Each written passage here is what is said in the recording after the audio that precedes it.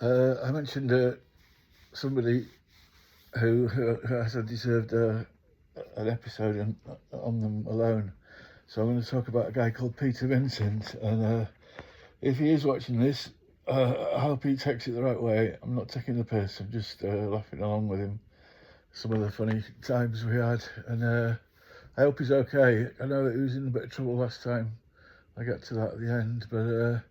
But before I went to High Wycombe, they sent out loads of names of people and their numbers, and so the idea was that students could get into groups that they felt kinship with and get shared houses, because that's how most people live down there.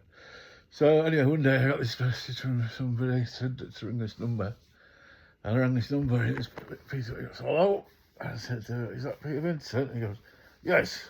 And I said, "You rang me earlier and left a message. What is it you want?" And he just paused for like 3, 4, 5 seconds, and he goes, "Can I live with you?" I'd never heard of him before. He's from Doncaster. Anyway, we went down to met up and went down to High Wycombe together, and we found this shared house with these two fucking young students who were a bit annoying, but it was a thing, you know. We lived together, and Peter, God knows how he managed to get down there. I mean, I think there was a course that he was on. Our course was really well sought after, you know. There was like 5 applicants for every place, so at least, so they could choose good students. So there's a lot left over, and it's business, especially then when Tony Blair was trying to get everyone to have a degree. So they set up this furniture course that some people went on to, and Peter went on to that. But I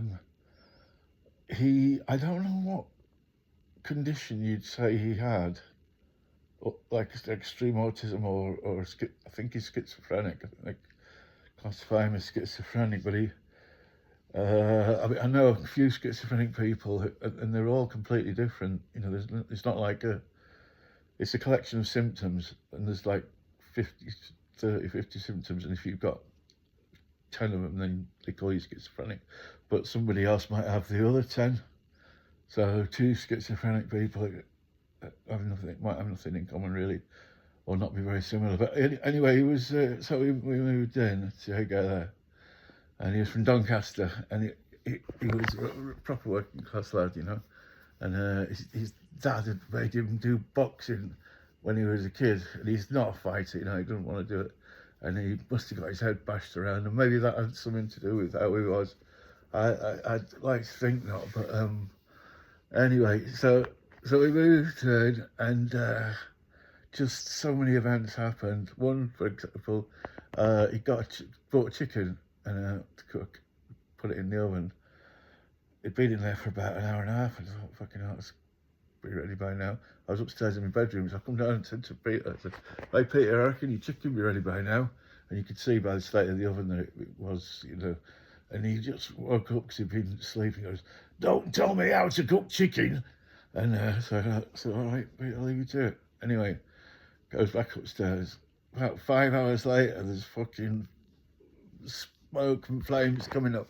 And he set the fucking chicken on fire. And I'm downstairs trying to sort it out. And oh man, it was fucking weird. Then at other times, he'd get weird things like one time we were walking along and bumped into him, and he goes, "Do you want some jelly?" And just the strangeness of the quote. Another one was, "Do you want a tomato?" And he'd been in town and bought like a big bag of tomatoes. But he gradually deteriorated. He was on the course, but they were taking the piss out of him a lot, and they didn't really, because it was a bit rough for the people on that course. They were more working class, and they were a bit more, you know, fight like dogs kind of thing. And they were taking the piss out of Peter, which is really not fair, because he's a really nice guy. I really liked him, but you know, I go as far as to say I loved him, and I looked after him. I helped him as much as I could, you know. And we lived together most of the time while I was in those 3 years in High Wycombe, in 3 different houses. Yeah, and he was "Can I go into your room to dance to the Stone Roses, Michael?" And he'd go off. Just the strangest things he'd come out with. But then towards the and after, because he was there a year after me, I think. After I left, he got really paranoid, and he thought that all the people in town were talking about him, and thinking he was a paedophile, and he was, got really paranoid that the whole town was against him, and anyway, I think he qualified his qualification, but he sort of returned to Donington. It was Asken, which is like a village just outside Doncaster, a little mining village, and he lived with his dad in this house. His mother had died of cancer. He nursed her through final days, when she was dying of cancer, and that must have been a big thing. So just him and his dad left. His brothers had gone off, and they were pretty normal. They didn't have any mental defects at all. I hope you don't watching this, Peter, and getting upset, because I really love you, and I care for you and everything. But I went to see him one time there. Dropped in on my way up to Leeds. What else happened then? When I was down in Shropshire renovating the cottage and working at the Wolverhampton as a technician, he came down to visit, and I picked him up on the way down from Doncaster, outside Askham, and drove down, and gradually on the way down he was getting weirder and weirder. And then when we got to the town, I bought a bottle of whiskey and he bought a bottle of vodka. And we went back to mine and we had something to eat and just drank, got really pissed. And eventually I went to bed, went to sleep, because I was supposed to be working the next day. But I drank the bottle of whiskey, best part of a bottle of whiskey, I'm not going to be very well. And Peter had done the same with the vodka, but I got up in the morning at 6 o'clock, knocking at the door. The police were there outside, so I thought, fuck, what's going on? Put my trousers on, ran downstairs, and says, "What? Peter wasn't there." I said, "What's happening?" And they said, "Have you got a friend called Peter Vincent?" And I said, "Yeah, I have. Yeah, he came to stay yesterday." And they said, "Oh, he's in the neighbour's garden." So they walked me round to this. I want to say neighbour. It was like a couple of 100 yards, easy 300 yards away. This house that was on the side of the river. And in the night, he'd got it in his head that me and him were going to build a boat or some kind of craft and sail down the river to see Tony Blair, to have it out with him. Anyway, it ended up in the water, lost his shoes, and just got covered in mud and water in the river. And God knows, lucky not to have died. And he climbed out of the riverbank and he ended up on their door. Started knocking on their door at like 4 or 5 in the morning. So they put him in a garden furniture chair outside and brought him a cup of tea, called the police. Police came, and he was just full of nonsense. Like when the night before, when I'd been with him, he kept thinking that his Auntie Alice was there and going into play. He thought he was in his own house and was going into cupboards and stuff, and it totally lost his reality had gone.